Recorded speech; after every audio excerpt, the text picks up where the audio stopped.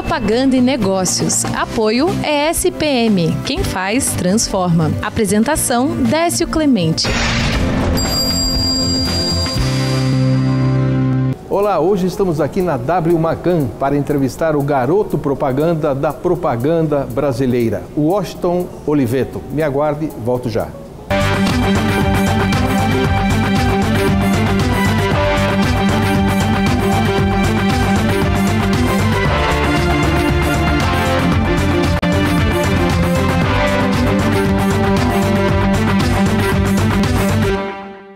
Como eu disse no início, estou aqui ao lado do genial Washington Oliveto. Washington, obrigado por nos receber aqui na W Macan.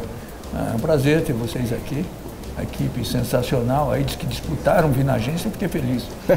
um palmeirense, um corintiano e um São Paulino. Corintiano tem sempre mais, né, do que normal. Tem um monte aqui, apesar que meu sócio Paulo Gregorassi é palmeirense. É palmeirense, por isso boa gente também, né? Ótimo. Eu estive outro dia com dois ícones da propaganda, o Roberto Dualib, que você conhece muito bem, e o Alex Pericinoto. E a pergunta que eu fui procurar saber com eles é sobre uma pergunta que uma grande emissora de televisão me fez: como construir um ícone da comunicação, como você fez, por exemplo, com o garoto da Bombril. A resposta deles três, mais ou menos, batia com o seguinte: é muito obra do acaso. Eu falei, com exceção do Washington Oliveto, porque só você tem o garoto da Bombril, tem o cachorrinho da COFAP, tem os gordinhos do DDD, não é isso?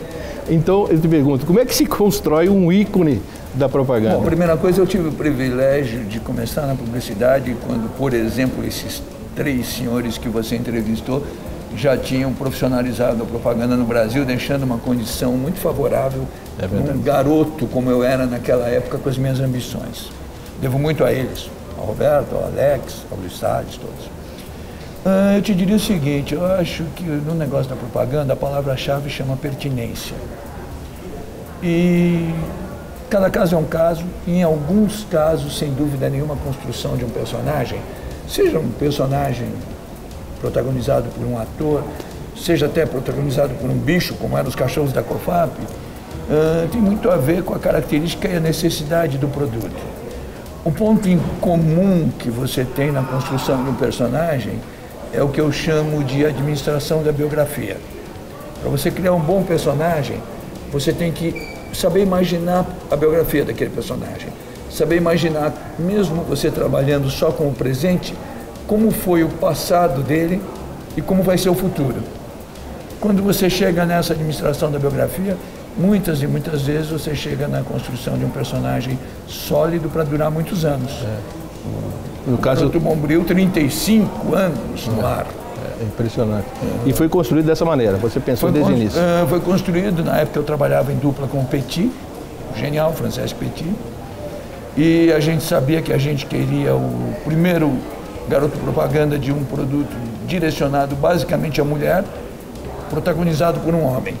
E que esse homem fosse frágil, tivesse uma linguagem muito delicada, fosse muito simpático.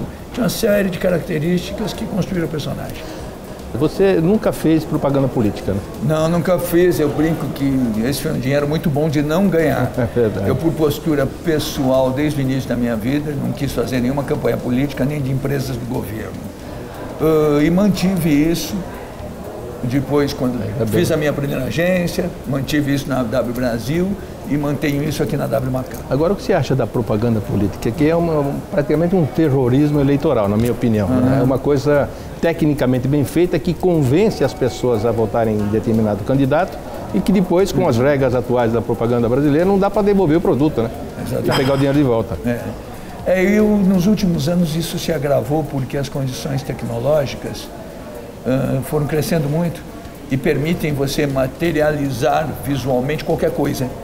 Então dá para inclusive ilustrar determinadas promessas que não serão cumpridas de uma maneira que a pessoa enxerga aquilo. Você constrói coisas, constrói ilusões, literalmente. É uma coisa ruim, né? É uma coisa que não deveria ser feita, né? Simplesmente na verdade, eu acho que as campanhas políticas, elas deveriam ter única e exclusivamente o viés da informação, não da persuasão. Me dá sua meta, o que você vai fazer, se fizer fez, se não fizer, é uma promessa não cumprida. Não vender ilusões. Eu, particularmente, eu não me encanto pela área, eu não gosto de ver as campanhas políticas. Eu tive a oportunidade de fazer, sim, uma campanha para o pessoal, pedir para o pessoal votar direito. Do TSE, não foi? Do TSE. Inclusive, eles nos convidaram para fazer essa campanha exatamente por eu não aceitar fazer campanhas políticas. Então vamos ver esse comercial? TSE? Foi ainda na W Brasil, antes da W Macan, mas é uma campanha muito boa. E você usou o sapateado, não foi? Eu tinha vários comerciais nessa campanha, o sapateado era um deles. Vamos ver então esse comercial do TSE. Vamos lá. Eu sou o Lúcio. Há 4 anos eu convivo com uma mania chata. Quando eu fico nervoso, eu sapateio.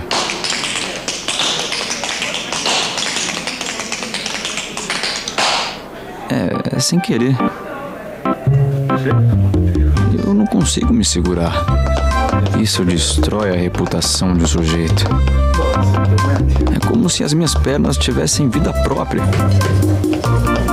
Imagina um momento sério e você lá, fazendo passinho. Pra lá, pra cá, pra lá. 4 anos pra lá e pra cá. 4 anos é muito tempo, principalmente quando as coisas não vão bem. Por isso, pense bastante antes de escolher o seu prefeito, porque nos próximos 4 anos ele vai administrar a sua cidade. É incrível, né? Inclusive é engraçado, o teu jeito de fazer propaganda é um jeito que você deixa algum legado, né? Não é só simplesmente vender alguma coisa, faz parte da cultura popular. Né? A minha busca, felizmente tenho conseguido bastante desde o início da minha vida, e quando não consigo eu fico muito frustrado, confesso a você, é fazer uma publicidade que cumpra as suas obrigações, que são vender produtos e construir marcas, mas que tenha uma ambição maior, a ambição de entrar na cultura popular, a ambição de transformar o consumidor em mídia. Isso eu venho fazendo desde os 18 anos de idade, ou seja, quando eu tentava transformar o consumidor em mídia anos atrás, não se falava em rede social, mas já existia o boca a boca, que era uma rede social. É verdade. E hoje isso continua assim. As pessoas faziam na rua, né? Eu lembro a minha avó, numa época antes da televisão, ia para a rua, as vizinhas encontravam com ela, era uma rede social. Exatamente. Fazendo fofocas. O que mudou é a tecnologia. As Isso. ambições e os hábitos das pessoas continuam os mesmos. Exatamente. Então, isso era uma época diferente da de hoje. Uma outra coisa interessante, você que é um dos maiores especialistas do mundo, né? Do Hall da Fama de Nova York, de Washington, etc., a gente vê muitas empresas muito interessadas em participar de redes sociais. Muitas.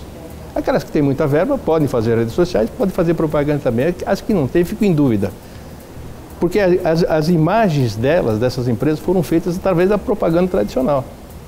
Seria correto eles alterarem completamente o rumo e participarem só das redes sociais? Não, deixando acho que a propaganda? não. Eu digo isso sem nenhuma isenção, porque assim como nós somos uma agência grande, muito presente nas mídias teoricamente tradicionais, nós temos a maior estrutura de digital e de redes sociais de qualquer agência de propaganda no Brasil hoje.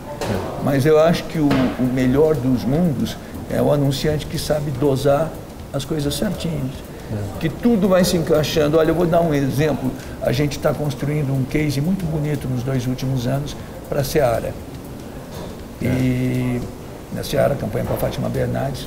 Bonito. A Seara, sem dúvida nenhuma, campanha tem uma grande ideia, mas ela está presente em todas as mídias. Ela está presente no digital, mas ela está presente na televisão, no rádio, na revista, no jornal. É aí que se constrói a imagem, né? E é aí que essa imagem está sendo muito sólida. Acho que você começou como propaganda? Quando foi o teu primeiro start? Eu quero ser publicitário, né? Olha, eu costumo dizer o seguinte, acho que todo mundo nasce para fazer alguma coisa bem feita na vida, mas são poucos os que têm a sorte de descobrir qual é essa coisa. Eu tive a sorte de descobrir o que eu poderia fazer direitinho na vida na adolescência, na somatória de 2 fatores. Eu aprendi a ler muito cedo, aprendi a ler com 5 anos de idade. E aí criei o gosto pela leitura, o gosto da leitura te leva para a escrita. Então eu, na adolescência, eu sabia que eu queria fazer alguma coisa que contivesse o gesto de escrever. Por outro lado, eu admirava muito o trabalho do meu pai, que era um bom vendedor. Meu pai vendia pincéis, ele era representante da fábrica de pincéis Tigre. Na adolescência eu percebi que aonde misturava escrever com vender e vender com escrever, era na criação da publicidade. Naquele momento eu tive a sorte de a geração anterior, que você citou na abertura do programa, já tinha profissionalizado a propaganda brasileira. Então, quando aos 18 anos de idade eu resolvi pedir um estágio numa agência de publicidade, a situação era muito favorável. Por quê? Porque eu já imaginava o que eu sonhava, eu sabia para que eu servia, ou imaginava que eu servia, e encontrei um campo muito propício. E o que precisa um publicitário, por exemplo, para sair desse circuito nervoso que a gente fica só falando de publicidade? Talvez pegar um ônibus de vez em quando, ir no metrô, ir na feira? Sem dúvida alguma, precisa principalmente não ter preconceito com a informação. Você pode até ter predileções, bem possivelmente eu gosto mais de jazz e de música popular brasileira do que de outro tipo de música, mas eu tenho que ouvir o Wesley Safadão. Eu tenho que saber que existe, tenho que estar antenado, tenho que ver. Até sairia um comercial fantástico uma música desse. Sem dúvida nenhuma. Quantos já foram feitos? Não ter preconceito com a informação, eu acho que é um grande patrimônio para você se transformar num publicitário efetivo.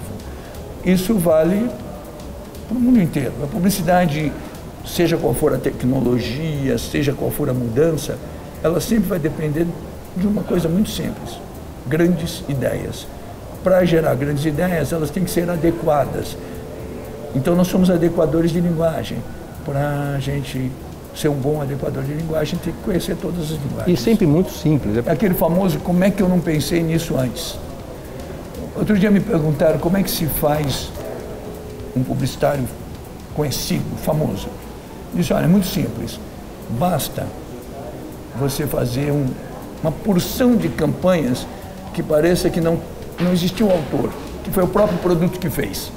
A boa publicidade, você olha e diz assim, puxa, esse produto só podia ter essa publicidade.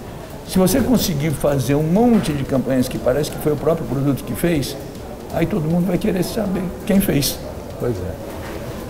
Eu acho que o primeiro bloco com você é sempre muito rápido, o tempo passa rápido, né? Com você é muito gostoso fazer entrevista. Então vamos ao segundo bloco, onde nós vamos mostrar aqui alguns dos seus clássicos da propaganda. E um também, ou dois, aqui da W Macan. Até já.